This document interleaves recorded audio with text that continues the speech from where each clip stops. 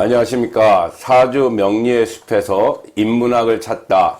오늘은 제 3편 생존 능력에 대해서 한번 알아보겠습니다.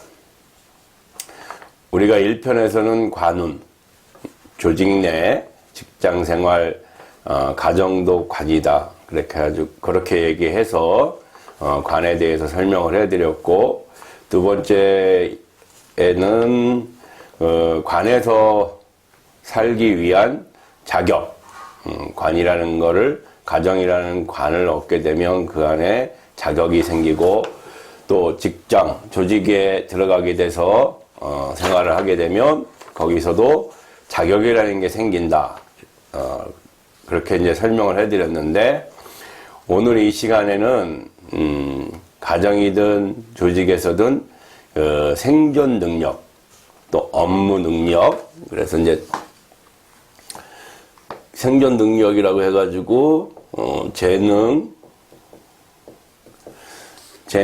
재주, 그 다음에 뭐 능력, 그래가지고 뭐 업무 능력,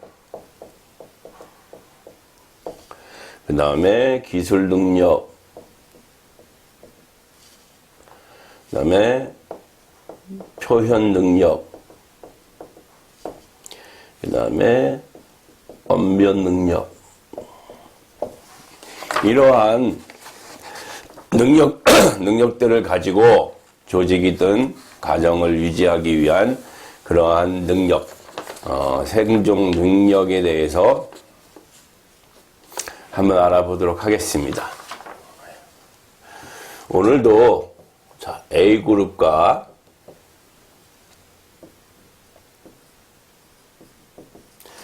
B그룹으로 나눠보겠습니다.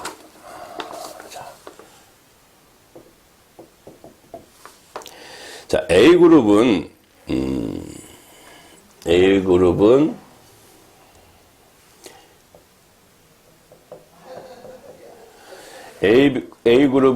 내 재능을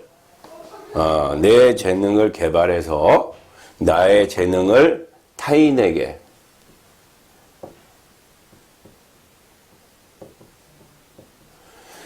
내 재능을 꾸준히 개발해서 내 재능을 타인에게 활용하는 것이 A그룹의 스타일입니다.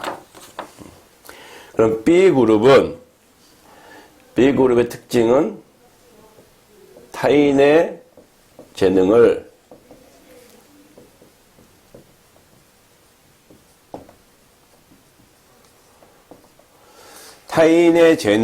내가 가져다가 활용할 수 있는 사람입니다. 그래서 이 A그룹을 명리학적 용어로 사주에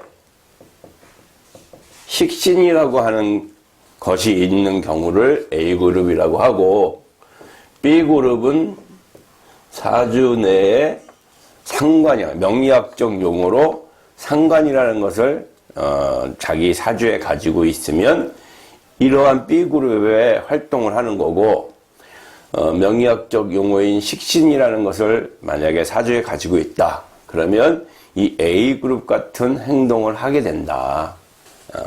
그래서 식신을 가진 A그룹의 행동, B그룹의 행동에 대해서 비교 한번 해보자. 그래서 A그룹은 일단 무기가 내 재능입니다.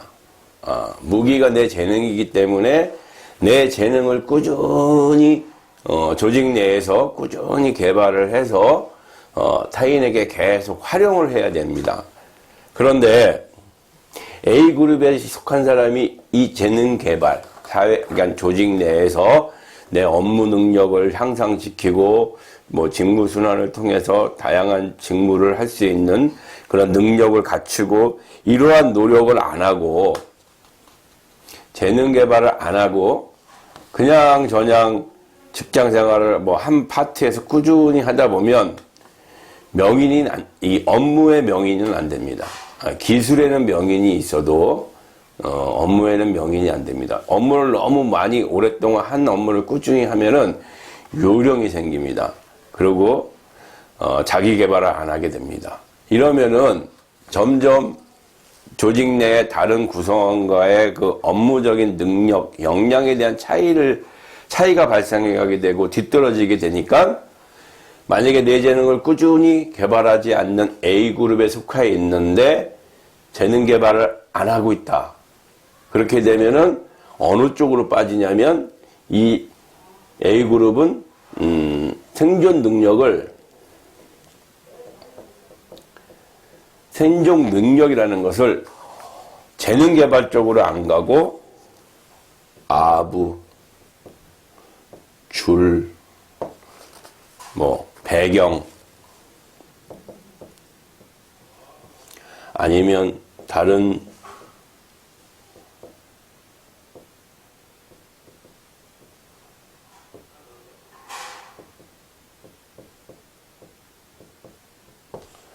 생존 능력으로 자기 재능 개발을 안 하고 어떤 방향으로 돌아가게 되면 아부하고 또는 줄대고 아니면 배경을 백그라운드를 찾고 아니면 자기보다 꾸준히 능력 개발한 다른 조직 구성원을 헐뜯고 깎아내리고 이런 거에 매진을 하게 됩니다.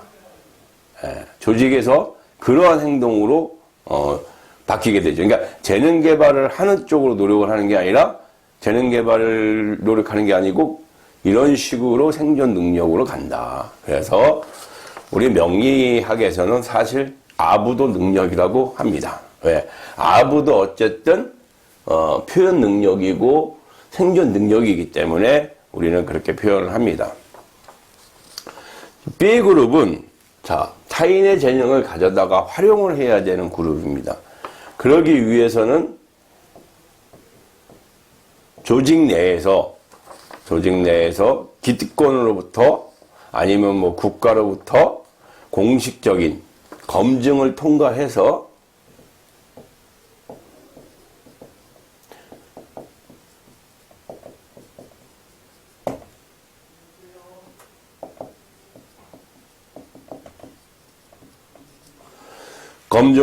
그러니까 조직의 기득권자, CEO 이런 기득권자로부터 검증을 받아야 됩니다.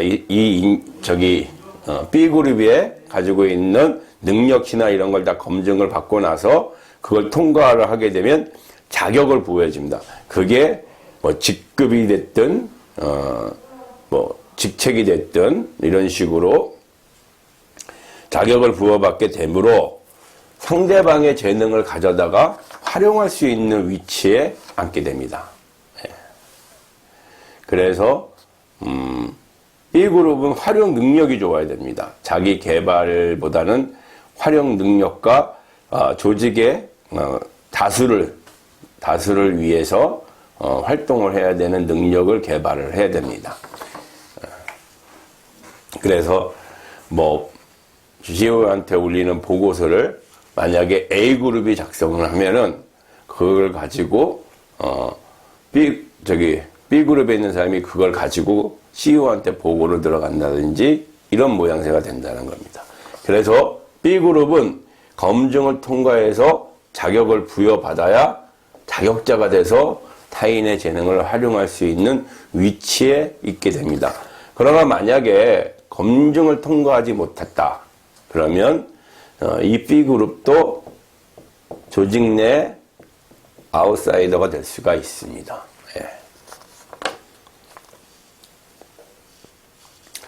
그리고 A그룹의 또 특징은 일단은 자기 개발을 꾸준히 해야 되는 상황이기 때문에 성실하고 근면하고 또 미래에 대한 대비를 잘 합니다. 대비 정신이 강합니다. 그런데 이 B그룹은 자격을 부여받은 자격자이기 때문에 좀 불손하고 또 거만하고 또 안하무인 같은 성향을 가지고 있고 불의를 못 참는 성향. 저 의협심이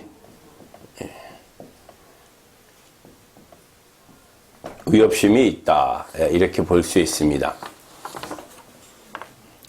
그래서 기득권층이 봤을 때는 A그룹이 그래도 성실 근면하고 미래에 대한 대비 정신을 강합니다. 생존 능력에 대해서는 이렇게 강합니다.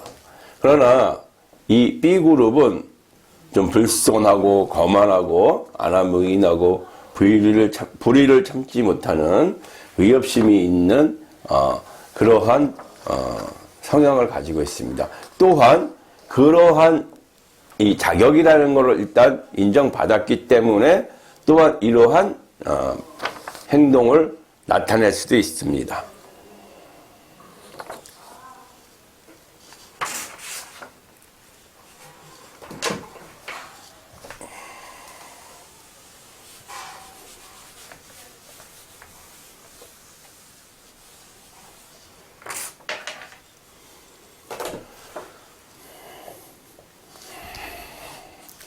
그리고 A그룹은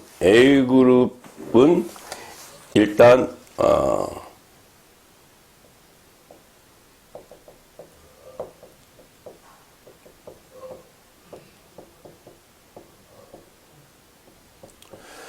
불쌍한 사람을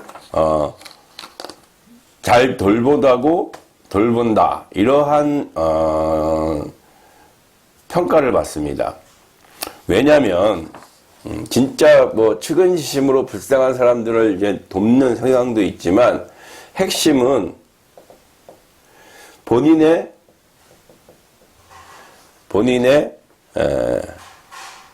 즐거움. 그러니까 본인이 좋아서 하는 행동인데 그게 남에게 비칠 때는 남을 배려하는 모습이다. 아니면 서비스 정신이 좋다 이렇게 평가를 받는 것이죠.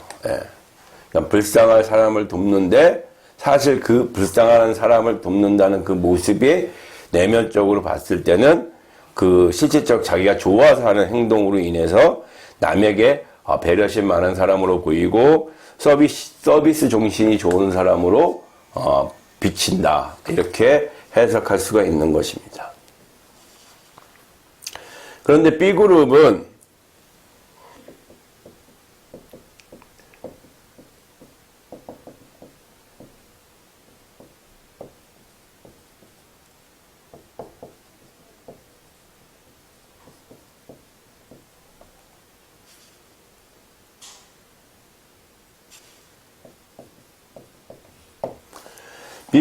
불쌍한 사람을 만든 그 기득권층을 향해서 반항하고 응징하려고 하는 게 있습니다. 그렇기 때문에 조직 내에서 좀 조직 내에서 비방을 받거나 아니면 불이익을 당할 수가 있습니다. A그룹은 본인이 즐거워서, 본인이 좋아서 하는 행동들이 외부적으로 보일 때 불쌍한 사람을 돕는 측은지심을 가지고 있다, 서비스 정신이 좋다, 배려심이 좋다 이런 평가를 받는 것에 반해 B그룹은 조직 내에서 불이익을 당하는 사람, 또 불쌍한 사람을 만든 그 기득권층한테 응징을 하고 반항을 하고 따지고 그러다 보니까 불이익을 받는 경우가 많이 있습니다. 그리고 오히려 동료들한테 가끔은 배신을 당할 수도 있습니다. 그래서 A그룹은 일단 가장 중요한 게 자기 실력을 갖추어야 됩니다. 자기 실력을 갖추어야 생존할 수 있습니다. 먹고 살 수 있습니다. 그러나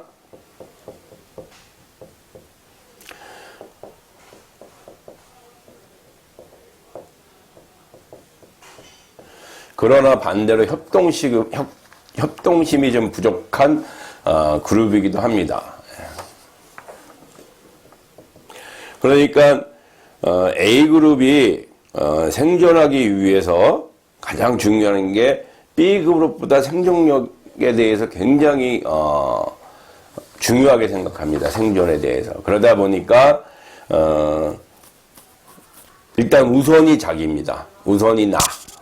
우선이 나라고 생각하는 그런 특성을 가진 그룹입니다.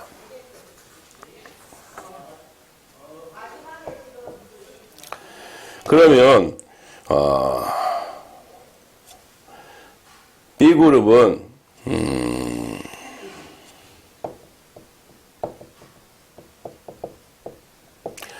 일단 A그룹은 자기 실력을 갖추는데 총력을 다 기울인다 그러면 B그룹은 타고나기를 총명하고 재치가 뛰어나게 타고났습니다. 그래서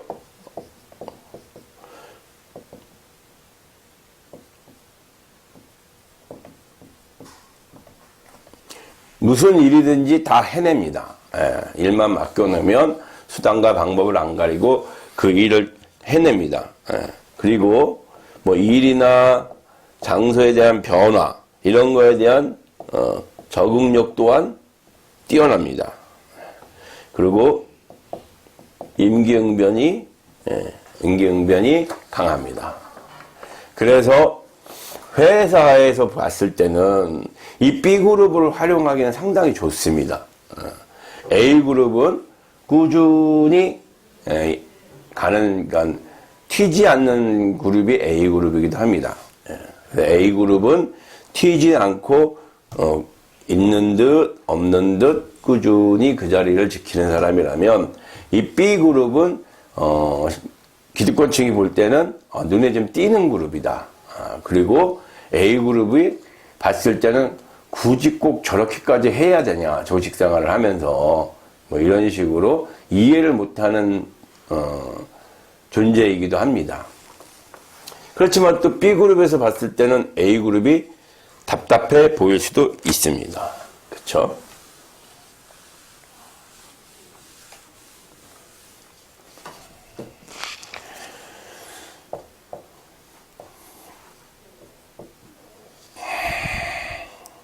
그래서 A그룹은 생존 본능이 욕구가 강하다.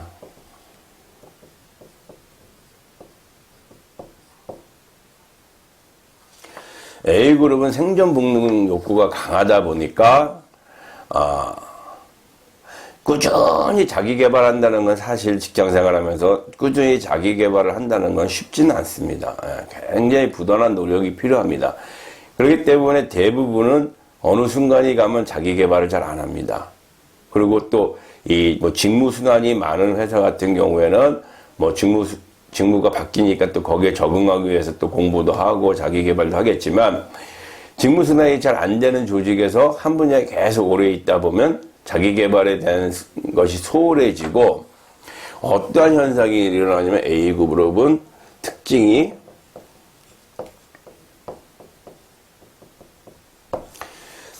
뭐냐면 나보다 능력이 있는 조직 구성원을 헐뜯거나 하면서 이 조직을 네 편으로 나눠서 이간질을 합니다. 그래서 이간질에는 선수입니다. 아주 그냥 이거는 악의를 가진 게 아니고 거의 습관적으로 이간질을 합니다. A그룹의 특성입니다. 그래서 이 조직에 분란을 일으키는 주범인데 기득권층이 이거를 알아내기는데 시간이 너무 오래 걸린다는 게 단점입니다. 기득권층이 이 A그룹의 이런 이간질적인 성향은 조직 구성원들 사이에서는 다 인지가 되는데 오히려 CEO나 이런 분들이 그 이간질의 주범을 잘 못 알아냅니다. 그럼 한참 시간이 지난 다음에 이제 사태 파악을 하게 되는 이러한 우려를 범할 수가 있습니다. CEO들이. 이 5번은 특징이 반항입니다. 반항. 아까도 얘기했지만 A그룹은 불쌍한 사람을 돌보는 것 같은 모양새를 하고 있지만 이 B그룹은 불쌍한 사람을 만든 사람한테 향해, 그 만든 기득권층을 향해 소리를 내기 때문에 반항으로 보입니다. 기득권층 입장에서 봤을 때는. 그렇기 때문에 CEO 입장에서는 오히려 정의감이 넘치는 이 B그룹을 불편하게 생각하고 실질적으로 조직의 내 편을 갈라서 이간질을 하는 이 세력을 뒤늦게 깨우칩니다. 뒤늦게 그 세력을 인지할 수가 있습니다. 그래서 CEO들이 범할 수 있는 그 가장 큰 흔한 그 CEO들의 실수가 이 A그룹을 너무 좋게 평가하다가 결국은 이 A그룹의 뒤통수를 맞는 거고, 항상 들이대는 B그룹은 사실은 좀 불편할 뿐이지 조직을 위해서 사실은 큰 일을 하고 있는데 오히려 이 세력에 대해서 불편함을 먼저 느낀다는 거죠. 그래서 이쪽 세력을 많이 요직에 앉히고 활용을 해야 되는데 대부분의 CEO들이 이 A그룹을 많이 활용한다. 그리고 A그룹의 그 간사한 이간질과 남을 이렇게 헐뜯고 하는 것으로 인해서 잘못된 정보가 위로 올라오는데, CEO한테 올라오는데 그거를 필터링 거르지 않고 그 정보를 다 수용하게 되면 잘못된 판단을 내릴 수 있는 충분한 상황이 발생이 될 수 있습니다. 대부분 CEO들이 그런 시행착오를 많이들 합니다. 그래서 이 B그룹은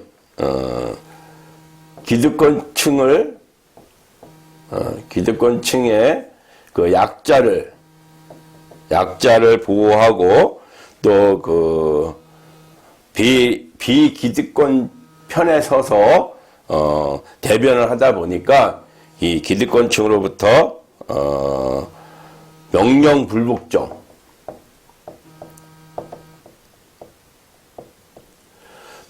불복종하는 대상으로 비치기 때문에 이 B그룹은 항상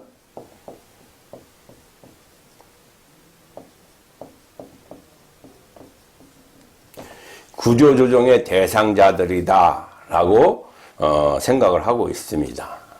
그래서 오히려 엄격히 만약에 CEO라면은 과연 어떤 그룹의 인재들을 활용할 것인지,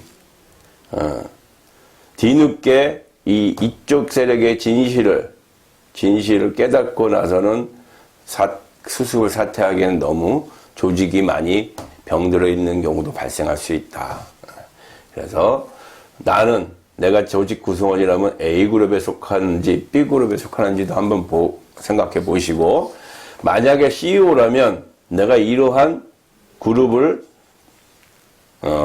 볼 수 있는 눈을 가지고 있나, 판단력을 가지고 있나, 밑에서 올라오는 정보를 충분히 걸러서 진실된 정보, 거짓된 정보를 구분하면서 그 정보를 내가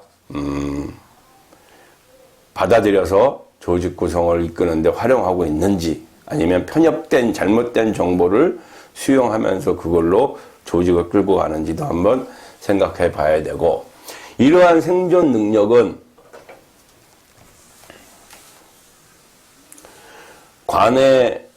관운이 있어서 관에 들어가면 자격증이라는 게 생기고,